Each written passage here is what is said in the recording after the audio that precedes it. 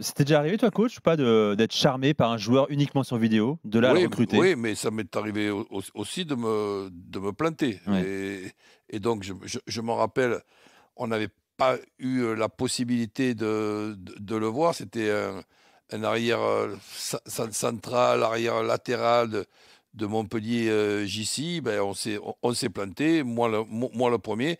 Et quand j'avais regardé la vidéo, qu'on s'était renseigné à droite, à gauche, ben, on nous disait que c'était très bien.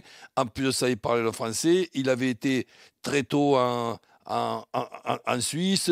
Il était adapté à l'Europe. Tout était réuni et j'ai jamais rien vu d'un joueur de Ligue 1. Donc, il n'y a pas eu. Le Non mais transfert, c'était zéro, heureusement. Mais il y a eu quand même. Il y avait un salaire moyen qu'il a fallu donner et il s'est jamais imposé. Ou alors, c'est moi qui ai pas su m'en servir. non mais c'est une science M inexacte, mais enfin tu je sais pas vois, ce que tu en penses, Willy ou l Lionel, le non mais tu recrutement? Comment? Nico, moi C'est une science inexacte le recrutement, oui, c'est une évidemment. science Bien c'est une sûr, science mais, in mais là, vous avez mis le doigt sur En fin de compte, tu peux voir le joueur, tu peux voir tout, tu vois. Mais ce dont on parlait et les travers de cette méthodologie, c'est de recrutement, c'est ce qu'ont dit Willy et le coach, c'est la personnalité du joueur qui ne transpire pas forcément à travers les images. Et c'est là, en fin de compte, où tu peux te planter complètement. Sa faculté d'adaptation, le coach en parlait.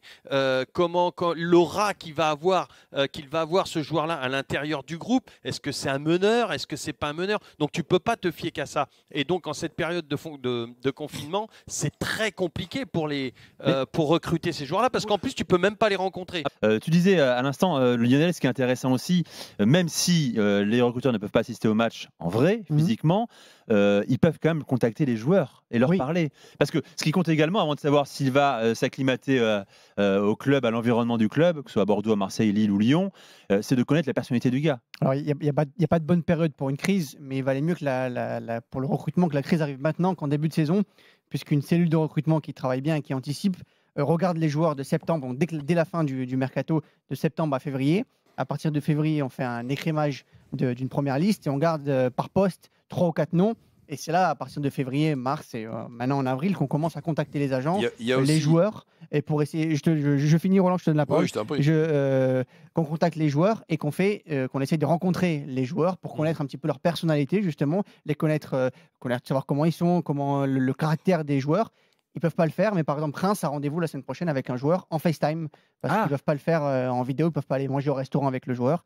Ils ont quand même donné rendez-vous aux joueurs et l'agent en FaceTime pour essayer d'apprendre à connaître le joueur de cette façon-là.